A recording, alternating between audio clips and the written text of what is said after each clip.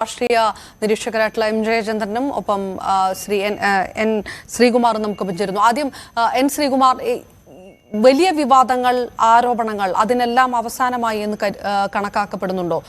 മറച്ചുവെക്കപ്പെട്ട സത്യങ്ങളൊക്കെ ഈ അന്വേഷണത്തിലൂടെ പുറത്തു കൊണ്ടുവരും, അങ്ങനെ ഒരു വിശ്വാസമുണ്ടോ? അല്ല, അന്വേഷണം എപ്പോഴും നല്ലത് തന്നെയാണ്. കാരണം മറച്ചു വെക്കപ്പെടേണ്ട ഒരുപാട് വസ്തുതകൾ ഉണ്ടെന്ന് ജനത്തിന് ബോധ്യമായത് CBI അന്വേഷണം സിദ്ധാർത്ഥന്റെ അച്ഛന് ഗവൺമെന്റ് ഉറപ്പ് കൊടുത്തു. എന്നിട്ട് 2 ആഴ്ച കഴിഞ്ഞിട്ടും അത് സംബന്ധിച്ചൊരു നടപടി ഉണ്ടായില്ല. പിന്നെ അത് അയച്ചതിൽ എന്തോ ഒരു പെശകുണ്ടെന്ന് പറഞ്ഞു. അതുമായി ബന്ധപ്പെട്ട 3 പേരെ സസ്പെൻഡ് ചെയ്തു. അപ്പോൾ ഇങ്ങനെയൊക്കെ വരുമ്പോൾ ഗവൺമെന്റ് ഒളിച്ചു വെക്കും എന്നുള്ള സംശയമില്ല, നമുക്ക് വ്യക്തത വരികയാണ്. കാരണം ഇതിൽ ഉൾപ്പെട്ടിട്ടുള്ള പ്രതികളെല്ലാവരും SFIക്കാരാണ്. SFI എന്ന് പറഞ്ഞാൽ CPMന്റെ വിദ്യാർത്ഥി വിഭാഗമാണ്. CPMന്റെ നേതാക്കളും ഇടതുമുന്നണി നേതാക്കളും ഈ സിദ്ധാർത്ഥന്റെ മരണവുമായി ബന്ധപ്പെട്ടിട്ട് അതിന് തുടർന്നുണ്ടായിട്ടുള്ള ചലനങ്ങളിൽ വലിയ പങ്കാളിത്തമൊന്നും വഹിച്ചിട്ടില്ല. അപ്പൊ അങ്ങനെ ഒരു അച്ഛൻ അദ്ദേഹത്തിന്റെ മകൻ നഷ്ടപ്പെട്ടു, ഒരമ്മയ്ക്ക് അവരുടെ മകൻ നഷ്ടപ്പെട്ടു. അവരുടെ ദുഃഖം പോലും മനസ്സിലാക്കാനുള്ള ഒരു ചിന്ത നമ്മുടെ കമ്മ്യൂണിസ്റ്റ് ഗവൺമെന്റുകൾക്ക് ഇല്ല എന്ന് വെച്ചാൽ അത് വലിയൊരു കഷ്ടമാണ്. കമ്മ്യൂണിസ്റ്റുകാരെന്നൊക്കെ പറയുമ്പോൾ അവർ മാനവതയെ കുറിച്ചൊക്കെ എന്നും പാടും എന്നൊക്കെ നമ്മളിപ്പോൾ നിരന്തരം പറയുന്നുണ്ടല്ലോ. അതൊക്കെ കഴിഞ്ഞിട്ട് ഒരു അച്ഛൻ കാണാൻ ചെല്ലുകയാണ് മുഖ്യമന്ത്രിയെ. ആ അച്ഛൻ ചെല്ലുന്നത് എന്താണ്? പരിപൂർണ വിശ്വാസത്തോടെയാണ്. അദ്ദേഹത്തിന് CBI അന്വേഷണം ഉറപ്പ് കൊടുക്കുന്നു. അന്നും ചെല്ലു പറഞ്ഞു, ഈ CBI അന്വേഷണം പ്രഖ്യാപിച്ചിട്ട് കാര്യമില്ല, അതിന്റെ നടപടിക്രമങ്ങളൊക്കെ പെട്ടെന്ന് പൂർത്തിയാക്കണമെന്ന്. എന്തായാലും പൂർത്തിയാക്കിയില്ല. അതിൽ ഗവൺമെന്റ് പ്രതിക്കൂട്ടിലാവുകയും ചെയ്തു. ഈ തെരഞ്ഞെടുപ്പ് കാലത്ത് പോലും ഗവൺമെന്റ് ഇക്കാര്യത്തിൽ ഒരു ശുഷ്കാന്തി ഉണ്ടായില്ല എന്ന് പറയുമ്പോൾ ഈ വെറ്ററിനറി കോളേജിലെ വിദ്യാർത്ഥി സംഘർഷവുമായി ബന്ധപ്പെട്ട ആരെങ്കിലും സംരക്ഷിക്കാൻ ശ്രമിക്കുന്നുണ്ടോ എന്ന് നമുക്ക് വ്യക്തമാണ്. രണ്ടാമത്തെ കാര്യം, ഇത് ഗവർണർ ഇത് പ്രഖ്യാപിച്ചത്, സാധാരണ ഇതിലൊരു ജനാധിപത്യ ഗവൺമെന്റ് അധികാരത്തിലുള്ളപ്പോൾ ഗവർണർ അങ്ങനെ ചെയ്യാറില്ല. പക്ഷെ ഇവിടെ അദ്ദേഹം എന്തുകൊണ്ട് ചെയ്തു എന്നൊരു ചോദ്യം ഉന്നയിക്കുമ്പോൾ അതിന് ഉത്തരം കണ്ടെത്തുന്നവർക്ക് അതിലൊരു വലിയ തെറ്റ് കാണാനും കഴിയില്ല. കാരണം ഗവർണറും ഗവൺമെന്റും തമ്മിലുള്ള ഭിന്നത നമുക്കറിയാം. ആ ഭിന്നതയെ കുറിച്ച് നമ്മൾ കടക്കുന്നില്ല, അതെന്തെങ്കിലും ആയിക്കോട്ടെ, അവരുടെ രാഷ്ട്രീയമാണത്. പക്ഷെ ആ ഭിന്നത കൊണ്ട് ഒരു ഗുണമുണ്ടായി. അത് നമ്മുടെ അക്കാദമിക് രംഗത്ത് ചില മേഖലകളിൽ, അക്കാദമി രംഗത്ത് ചില മേഖലകളിൽ സംശുദ്ധി ഉണ്ടാക്കാൻ പറ്റാവുന്ന ഇടപെടലുകൾ ഗവർണറുടെ ഭാഗത്തു നിന്നുണ്ടായി, യാതൊരു സംശയമില്ല. അതായത് നമ്മുടെ പിൻവാതിൽ നിയമനം, അധ്യാപക നിയമനം, സർട്ടിഫിക്കറ്റ് കേസ്, അതുപോലെ സിൻഡിക്കേറ്റ് സെനറ്റ് തെരഞ്ഞെടുപ്പിലുള്ള കാര്യങ്ങൾ, ഇങ്ങനെ ഒരുപാട് വിഷയങ്ങളിൽ. സിൻഡിക്കേറ്റ് സെനറ്റ് തെരഞ്ഞെടുപ്പിൽ അത് ജനാധിപത്യപരമായ രീതിയിലാണ് നടക്കേണ്ടത്. പക്ഷെ അത് ഈ കമ്മ്യൂണിസ്റ്റ് ഗവൺമെന്റ് കാലത്ത് അത് നടന്നില്ല എന്നുള്ളത് കൊണ്ട് അതിൽ ഗവർണർ ഇടപെട്ടു. ഇപ്പൊ എന്തായി? ഉന്നത വിദ്യാഭ്യാസ രംഗത്ത് ഒരുപാട് വിഷയങ്ങൾ പുറത്തേക്ക് വരുന്നു. അതിന് ഈ ഗവർണർ മുഖ്യമന്ത്രി പോര് സഹായകമായി. അങ്ങനെയുള്ളപ്പോഴാണ് ഗവർണർ സ്വയം ഒരു തീരുമാനമെടുത്തു. ആ തീരുമാനം എന്താണ്? ഇക്കാര്യത്തിൽ ഒരു അന്വേഷണം പ്രഖ്യാപിക്കുക. ഒരു റിട്ടയർഡ് ജഡ്ജിയെ വെച്ചു, അദ്ദേഹത്തിന് ഒരു DYSP സഹായിക്കാനും വെച്ചു. അതിന്റെ നടപടിക്രമങ്ങൾ തുടങ്ങാൻ തീരുമാനിച്ചിരിക്കുന്നു. പക്ഷേ ഒരു കാര്യമുള്ളത്, 3 മാസത്തെ അവധി കൊടുത്തിരിക്കുകയാണ് ഗവർണർ. അതെന്തിനാണെന്ന് മനസ്സിലാകുന്നില്ല. കാരണം എല്ലാ വിഷയങ്ങളും ഇവിടെ സുതാര്യമാണ്. ഇപ്പൊ നടന്ന സംഭവമാണ്. കാലങ്ങൾക്ക് മുമ്പ് നടന്ന സംഭവത്തെ കുറിച്ച് അന്വേഷിക്കുകയാണെങ്കിൽ കാലപരിധി നമുക്ക് പറയാം. പക്ഷെ ഇതിപ്പോ സംഭവിച്ചുകൊണ്ടിരിക്കുകയാണ്. 1 മാസം മുമ്പോ അല്ലെ 1.5 മാസം മുമ്പോ നടന്ന സംഭവം, അതിന്റെ അനുരണനങ്ങൾ ഇപ്പോഴുമുണ്ട്, ചലനങ്ങൾ നിന്നിട്ടില്ല. അപ്പോൾ എന്തിന് ഇത്രയധികം സമയം കൊടുത്തു എന്നൊരു ചോദ്യമുണ്ട്. സമയപരിധിയുടെ കുറച്ച് ഒരു 2 ആഴ്ചയോ ഒക്കെ കൊടുത്തിട്ടുണ്ടെങ്കിൽ തീർച്ചയായിട്ടും അത് അങ്ങനെ അന്വേഷിക്കാവുന്നേ ഉള്ളൂ. കാരണം എന്താണ്? കോളേജിൽ പോകണം, ഡീനെ കാണണം, VCയെ കാണണം, അധ്യാപകരെ കാണണം, കുട്ടികളെ കാണണം, കുടുംബത്തെ കാണണം, പോലീസിനെ കാണണം, അഭിഭാഷകരെ കാണണം, നാട്ടുകാരെ കാണണം. ഇത്രയല്ലേ ആവശ്യമുള്ളൂ. ഇതിനുള്ള സമയം 3 മാസം വേണോ എന്നൊരു ചോദ്യം അവിടെ ഉയരുന്നുണ്ട്. 3 മാസം ആണെങ്കിൽ 3 മാസം എടുക്കട്ടെ, കുഴപ്പമില്ല. പക്ഷെ അപ്പോഴും ഒരു സത്യസന്ധമായ റിപ്പോർട്ട് വരുമെന്ന് നമുക്ക് പ്രതീക്ഷിക്കാം. അതിനിടയ്ക്ക് വേറെ ബാന്ധവങ്ങളൊന്നും ഉണ്ടാകാതിരിക്കട്ടെ എന്നുകൂടിയാണ് എനിക്ക് തോന്നുന്നത്. കാരണം ഇത് ഒരു വിദ്യാർത്ഥി, ഒരു പ്രൊഫഷണൽ കോഴ്സിൽ ചേർന്ന വിദ്യാർത്ഥി, ആ കുടുംബത്തിന്റെ ഒരു വിളക്ക്, ആ വിളക്കാണ് കെടുത്തിയത്. അതിനെതിരെ പ്രതികരിക്കാൻ ഈ ഫാസിസത്തെ കുറിച്ചൊക്കെ പ്രസംഗിക്കുന്ന ഒരാൾ പോലും ഇല്ല നമ്മുടെ നാട്ടില്. അഭിപ്രായ സ്വരൂപകരൊക്കെ എവിടെ പോയെന്നറിയില്ല. കാരണം അഭിപ്രായ സ്വരൂപരുടെ നാക്കൊക്കെ ഇപ്പോൾ മൊബൈലിന്റെ രൂപത്തിൽ ഏതോ CPM നേതാക്കളുടെ പോക്കറ്റിൽ കിടന്ന് ചിലയ്ക്കുന്ന ഒരു പ്രതീതിയാണ് നമ്മുടെ നാട്ടിൽ കാണുന്നത്. എനിക്ക് അത്രയേ പറയാനുള്ളൂ. കാരണം ഓക്കെ. ഈ വിഷയം ഇത്രയും ചർച്ചയായിട്ടും നമ്മൾ ഇത് രാഷ്ട്രീയ കക്ഷികളിൽ ഒതുങ്ങുകയാണ്, പ്രതിപക്ഷത്തിൽ മാത്രം ഒതുങ്ങുകയാണ്, പ്രതിപക്ഷ വിദ്യാർത്ഥി സംഘടനകൾ ഒതുങ്ങുകയാണ്. പ്രതികരിക്കാൻ പ്രതിപക്ഷമോ പ്രതികരിക്കാൻ രാഷ്ട്രീയ പ്രതിപക്ഷമോ എന്ന രീതിയിലേക്ക് ഇത് മാറുമ്പോൾ ആ ഒരു ദുഃഖം കൂടി ഞാൻ അവിടെ പങ്കുവയ്ക്കുക. ഇല്ലാത്തൊരു കാര്യം. യെസ്, ഞാൻ തിരികെ എത്താം. ശ്രീ എം ജയചന്ദ്രൻ, ഉന്നത വിദ്യാഭ്യാസ മേഖലയിൽ സർക്കാർ നടത്തുന്ന ക്രമക്കേടുകൾ തിരുത്താൻ ഒരു ചൂണ്ടുപലകയായി ഇതാ ഗവർണർ നിൽക്കുകയാണ് എന്നൊരു പൊതുബോധ്യമാണോ ജനങ്ങൾക്കുണ്ടാവുന്നത്? പല രീതിയിൽ സിദ്ധാർത്ഥിന്റെ മരണവുമായി ബന്ധപ്പെട്ട അന്വേഷണം മുന്നോട്ട് കൊണ്ടുപോകാതിരിക്കാനുള്ള കാലതാമസം വരുത്തിവെച്ച ഒരു സംവിധാനത്തിനെതിരെ ഗവർണർ ഇതാ ഒരു കൃത്യമായിട്ടുള്ള ഒരു അന്വേഷണ സംവിധാനവുമായി വരുന്നു. ഈ അന്വേഷണത്തെ സ്വാഗതം ചെയ്യുന്നു സിദ്ധാർത്ഥിന്റെ കുടുംബമടക്കം. മറച്ചു വെക്കപ്പെട്ട സത്യങ്ങളുണ്ട്, അതെല്ലാം ഇതിലൂടെ പുറത്തു വരും എന്ന് പറയുന്നിടത്ത് പരാജയപ്പെടുന്നത് ഇപ്പോഴുള്ള സംവിധാനങ്ങളാണ്, സർക്കാരാണ്, ഭരണകൂടമാണ്, ആ പ്രഖ്യാപിച്ച അന്വേഷണങ്ങളെല്ലാമാണ്. സിദ്ധാർത്ഥിന്റെ ദാരുണമായ അന്ത്യം സംബന്ധിച്ച് യഥാർത്ഥ വസ്തുതകൾ എന്തായാലും കേരള സമൂഹത്തിന് അറിയണം. അതറിയാനുള്ള അവകാശം നാടിനുണ്ട്. അത് ഏത് തരത്തിലുള്ള ഉന്നത അന്വേഷണം നടന്നാലും അത് തികച്ചും സ്വാഗതാർഹമാണ്. അത് ഒരു കാരണവശാലും അതിനോടൊരു വിയോജിപ്പില്ല. അത്ര അന്വേഷണമൊക്കെ സ്വാഗതം ചെയ്യുക തന്നെ ചെയ്യും. കാരണം അത്രയ്ക്കും നമ്മുടെയൊക്കെ മനസ്സിനെ വല്ലാതെ നീറ്റുന്ന ഒരു അന്ത്യം തന്നെയാണ് ആ കുട്ടിക്ക് ഉണ്ടായത് എന്നുള്ള ഒരു തർക്കവുമില്ലല്ലോ. അതുകൊണ്ട് തന്നെ ഏത് തരത്തിലുള്ള അന്വേഷണവും നടക്കുകയും വേണം. കുറ്റവാളികൾ മാതൃകാപരമായി തന്നെ ശിക്ഷിക്കുകയും വേണം, ശിക്ഷിക്കപ്പെടുകയും ഉണ്ടാവണം. ഇപ്പൊ ഈ താങ്കൾ ചോദിച്ചത് ഗവർണറുടെ അന്വേഷണവുമായി ബന്ധപ്പെട്ടാണല്ലോ. ഹരിപ്രസാദിന്റെ നേതൃത്വത്തിലുള്ള ജഡ്ജ് അന്വേഷിക്കുന്ന കമ്മീഷന്റെ വിഷയം. ആ അന്വേഷണത്തിനോടും ഒരു വിയോജിപ്പില്ല, സ്വാഗതാർഹം തന്നെയാണ്. പക്ഷേ അതിന് ഗവർണർ സ്വീകരിച്ച നടപടിയോട് ശക്തമായ വിയോജിപ്പ് എനിക്ക് ഉള്ളയാളാണ് കേട്ടോ. അതുകൂടെ പറഞ്ഞു പോകാൻ ഞാൻ വിചാരിക്കുന്നു. കാരണം നമ്മുടെ സ്വതന്ത്ര കേരളത്തിൽ ഒന്നാമത്തെ ഗവൺമെന്റ് മുതൽ ഈ ഗവൺമെന്റ് വരെയുള്ള ഗവൺമെന്റുകളുടെ ഒരു കാലത്തെ അന്വേഷണ കമ്മീഷനുകളുടെ ചരിത്രം എടുത്തൊന്ന് പരിശോധിക്കൂ. ഞാൻ കുറെ ശ്രമിച്ചിട്ടുള്ളതാണ് ഈ അന്വേഷണ കമ്മീഷനുകളെ പറ്റി പഠിക്കാൻ. പക്ഷേ പാതി വഴിയിൽ നിർത്തേണ്ടി വന്ന ഒരാളും കൂടെയാണ് ഞാൻ. അപ്പോൾ ഈ അന്വേഷണ കമ്മീഷനുകളെ കുറിച്ച് പഠിച്ചപ്പോൾ ഒരന്വേഷണ കമ്മീഷനിൽ പോലും ഏതാണ്ട് 200ഓളം അന്വേഷണ കമ്മീഷനുകളുണ്ട് ഇതുവരെയായിട്ട്. ഒറ്റ അന്വേഷണ കമ്മീഷന്റെ നിഗമനങ്ങളിൽ പോലും ഒരു ഗവൺമെന്റും നടപടി എടുത്തിട്ടില്ല. അത് UDF ഗവൺമെന്റ് ആയിക്കോട്ടെ, LDF ഗവൺമെന്റ് ആയിക്കോട്ടെ, ഒരു നടപടി ഉണ്ടായിട്ടില്ല. ചില റെക്കമെൻഡേഷൻസ് ഒക്കെ വരും. അങ്ങനെയാണ് കാര്യങ്ങൾ. ഇവിടെ അതല്ല പ്രശ്നം. കാരണം ഇവിടെ CBI അന്വേഷണമുണ്ട്. അതുകൊണ്ട് സ്വാഭാവികമായും ആ തരത്തിലാവില്ല എന്നത് വിശ്വസിക്കുകയും ചെയ്യാം. പക്ഷെ ഇവിടെ ചാൻസലർ ആയ വ്യക്തി തന്നെയാണല്ലോ ഗവർണറും. അദ്ദേഹത്തിന്റെ ആ ഒരു അധികാരം കൂടെ ആസ്പദമാക്കിയാണല്ലോ എല്ലാ കാര്യങ്ങളിലും ചർച്ചകൾ അടക്കം നടക്കുന്നത്. ഇപ്പോൾ പോലും നമ്മളുടെ ഈ ചർച്ച പോലും. അപ്പോ അവിടെ അത് വെച്ച് പരിശോധിക്കുമ്പോൾ അദ്ദേഹം തന്റെ അധികാര പരിധിക്കകത്ത് നിന്നുകൊണ്ടാണോ പ്രവർത്തിക്കുന്നതെന്നുള്ള ഒന്നാമത്തെ ചോദ്യമുണ്ട്. രണ്ടാമത്തെ ചോദ്യം, ഈ കാര്യത്തിൽ അദ്ദേഹം VCയോടും രജിസ്ട്രാറോടുമാണ് വിശദീകരണം ചോദിച്ചിട്ടുള്ളത്, ഗവർണർ ചോദിച്ചിട്ടുള്ളത്, അല്ലെങ്കിൽ ചാൻസലർ ചോദിച്ചിട്ടുള്ളത്. പക്ഷെ എന്തുകൊണ്ടാണ് സർക്കാരിന്റെ ഒരു നിലപാട് അറിയാൻ, മറുപടി ആവശ്യപ്പെടാൻ ഗവർണർ തയ്യാറാവാത്തത്? മറ്റെല്ലാ കാര്യങ്ങളിലും സർക്കാരിന്റെ മറുപടി, സർക്കാരിന്റെ മറുപടി വേണം. ഈ നമ്മുടെ റിപ്പബ്ലിക് ചാനലിൽ അർണം ഗോസ്വാമി ഗർജിക്കുന്നത് പോലെ the nation wants to know എന്ന് പറഞ്ഞ് അലറല്ലേ എന്ന് പറഞ്ഞതുപോലെ ഗവർണർ എപ്പോഴും ഗർജിക്കാറുണ്ടല്ലോ. എനിക്കറിയേണ്ട കാര്യമുണ്ട്, നാടിനറിയേണ്ട കാര്യമുണ്ട് എന്ന് പറഞ്ഞ്. പക്ഷെ ഇവിടെ ആ ഗർജനം ഉണ്ടായില്ല. ഇവിടെ അദ്ദേഹം ചോദിക്കുന്നത് VCയോടും രജിസ്ട്രാറോടും മാത്രമാണ്. അതെന്തുകൊണ്ടാണ്? ഗവൺമെന്റിന് ഇക്കാര്യത്തിൽ ഗവർണർ ഭരണഘടനാ തലവനാണല്ലോ. ഗവർണർ സംസ്ഥാനത്തിന്റെ ഭരണഘടനാ തലവനാണ്. അദ്ദേഹം ചോദിച്ചാൽ കൊടുക്കണമല്ലോ എന്തായാലും, ഗവൺമെന്റിന് ഇഷ്ടപ്പെട്ടാലും ഇല്ലെങ്കിലും എന്ന് പറയണ്ട. കുറച്ചുകൂടെ സ്പഷ്ടമായിട്ട് പറഞ്ഞാൽ ഗവൺമെന്റിന് ഗവർണറുടെ ഭരണഘടന ഇഷ്ടപ്പെട്ടതാണ്. എങ്കിലും അദ്ദേഹം ചോദിച്ചാൽ കൊടുത്തേ മതിയാവും നിയമപ്രകാരം. അത് ചോദിച്ചില്ലല്ലോ. അപ്പോൾ അദ്ദേഹത്തിൻ്റെതായ ഒരു നിലപാടിൽ നിന്നുകൊണ്ട്, അല്ലെങ്കിൽ അദ്ദേഹത്തിന് കിട്ടിയ ലീഗൽ അഡ്വൈസ് ആയിരിക്കാം, അത് വെച്ചുകൊണ്ട് മുമ്പോട്ട് നീങ്ങി ഈ തരത്തിലാണ് തീരുമാനം എടുത്തിട്ടുള്ളത്.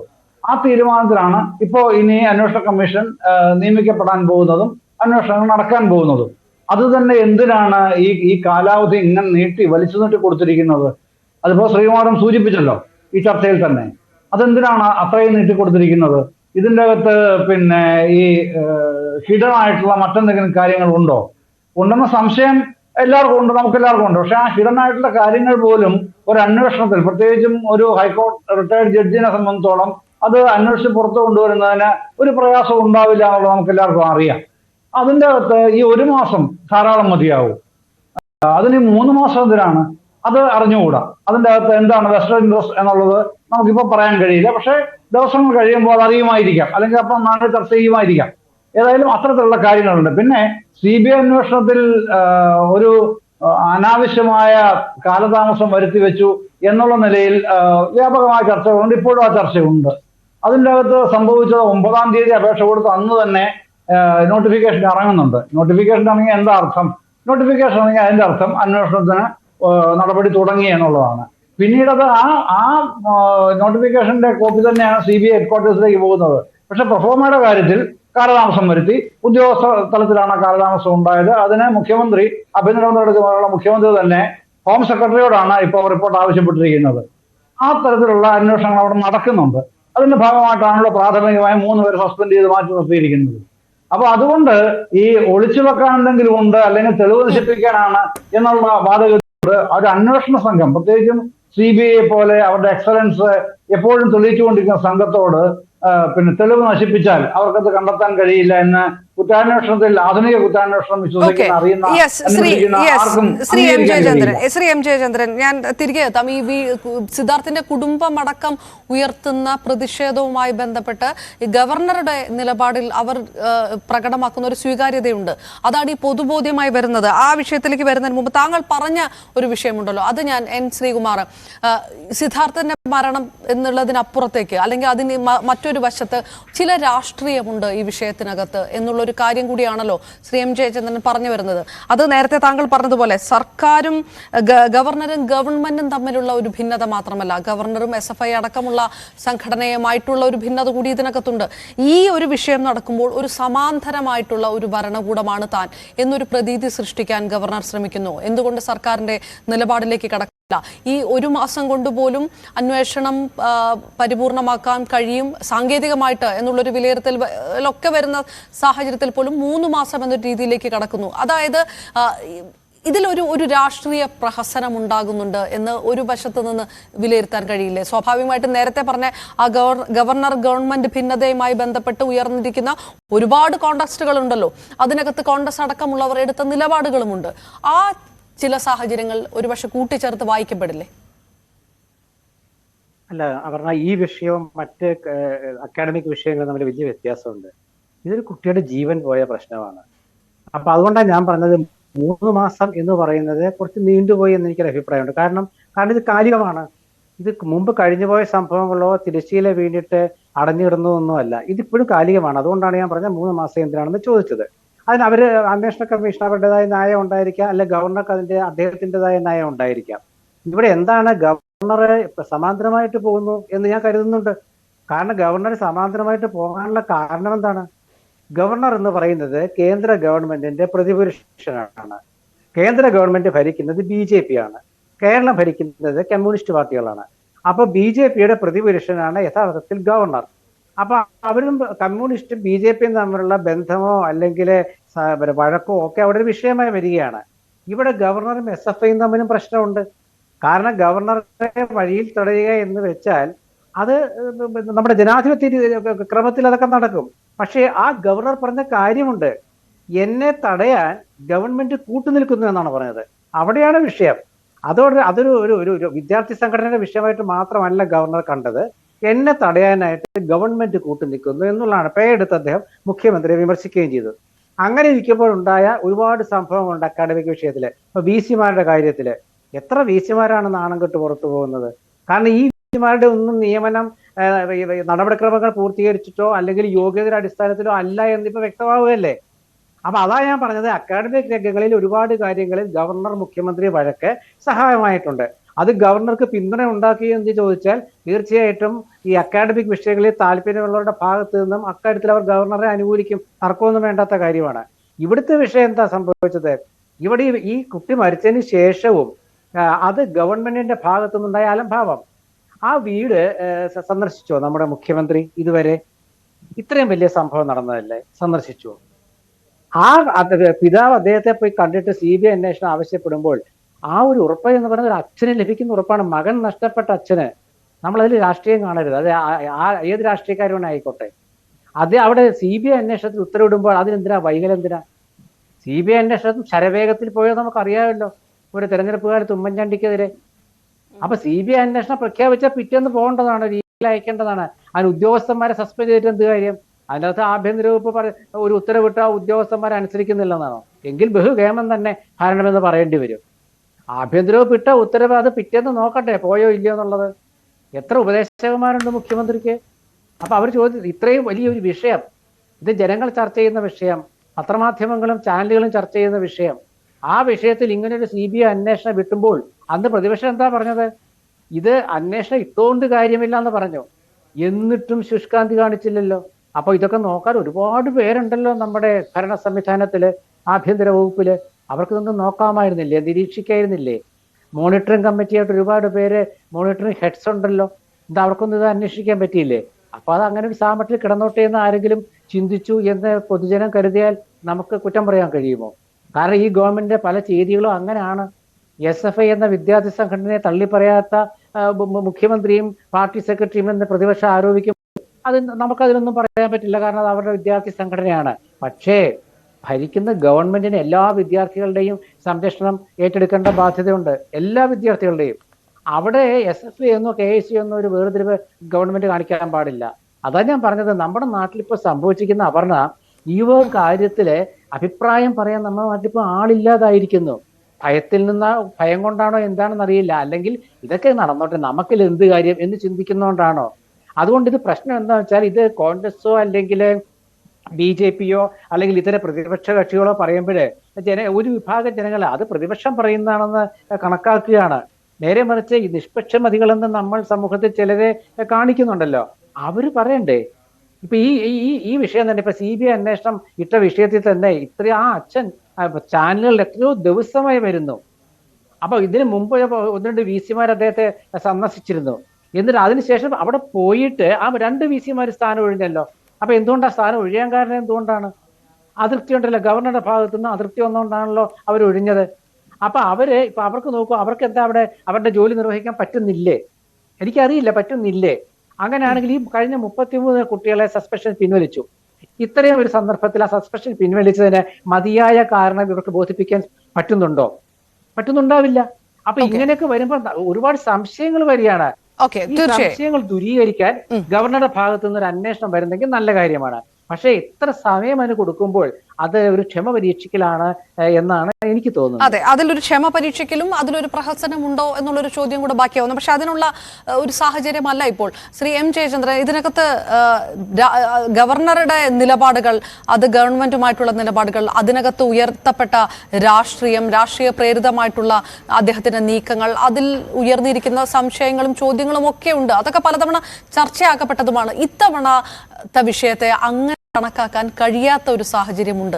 ആ കഴിയാത്തൊരു സാഹചര്യം ഉള്ളത് കൊണ്ട് ഒരു എംപതി എന്ന് പറയുന്ന ഒരു വിഷയത്തിനകത്ത് ആ ഒരു ഘടകം ഒരു ഭരണകൂടത്തെ സംബന്ധിച്ചിടത്തോളം, അധികൃതരെ സംബന്ധിച്ചിടത്തോളം ഉറപ്പാക്കേണ്ട കാര്യമായിരുന്നു.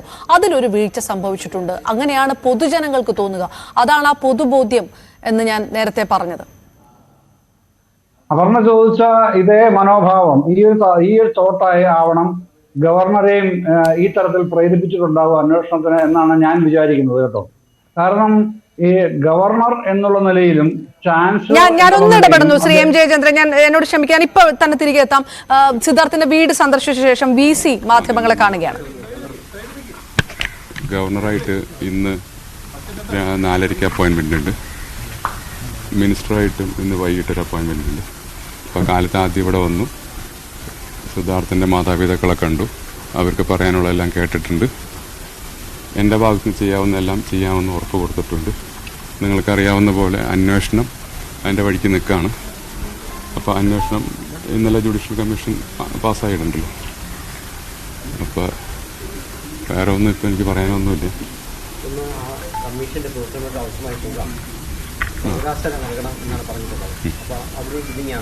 പിന്നെ അത് തീർച്ചയായിട്ടും ചെയ്യുമല്ലോ, സർവകലാശാലയുടെ ഭാഗത്തുനിന്നുണ്ടാവും. ഈ കുടുംബത്തിൻ്റെ ഒരു കൺസേൺ എന്താണ് സംസാരിക്കുന്നത്? അല്ല, കുടുംബത്തിൻ്റെ കൺസേൺ ഇതിങ്ങനെ നേരത്തെ ഒരു പിള്ളേരുടെ പ്രശ്നം വന്നതിൻ്റെ ഒരു വിഷമം പറഞ്ഞു.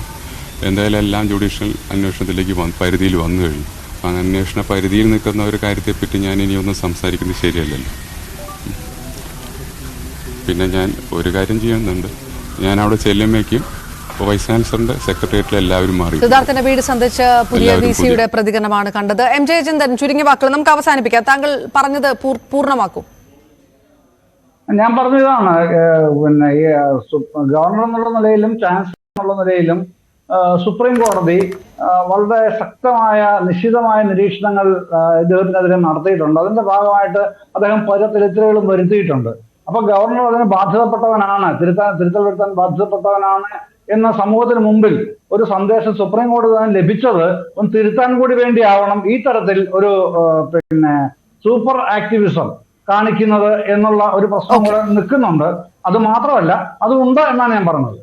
Okay, right. ഏതായാലും അത്തരം ഒരു സൂപ്പർ ആക്ടിവിസത്തിന്റെ ഭാഗമായിട്ട് കൂടിയാണോ ഗവർണറുടെ നടപടികൾ എന്ന് പൊതുജനം കൂടി വിലയിരുത്തുന്ന ഒരു സാഹചര്യമുണ്ട്. അത് നേരത്തെ പറഞ്ഞതുപോലത്തെയുള്ള ഒരു എമ്പതി ഏത് തരത്തിലാണ് ഭരണകൂടം കാണിക്കേണ്ടത്, അതിന്റെ ഒരു ന്യൂനത ഉണ്ടാകുന്നുണ്ടോ എന്നുള്ള ഒരു ചർച്ചകളും ആരോപണങ്ങളും ഒക്കെ സജീവമാകുന്ന ഒരു സാഹചര്യത്തിൽ കൂടിയായിരുന്നു ജുഡീഷ്യൽ കമ്മീഷന്റെ നടപടികൾ തുടങ്ങുന്ന പശ്ചാത്തലത്തിൽ ന്യൂസ് ടെൻസ് ആ ചർച്ചയിലേക്ക് കടന്നത്. വളരെയധികം നന്ദി N. ശ്രീകുമാർ ഒപ്പം M. ജയചന്ദ്രൻ നമുക്കൊപ്പം ചേർന്നതിന്.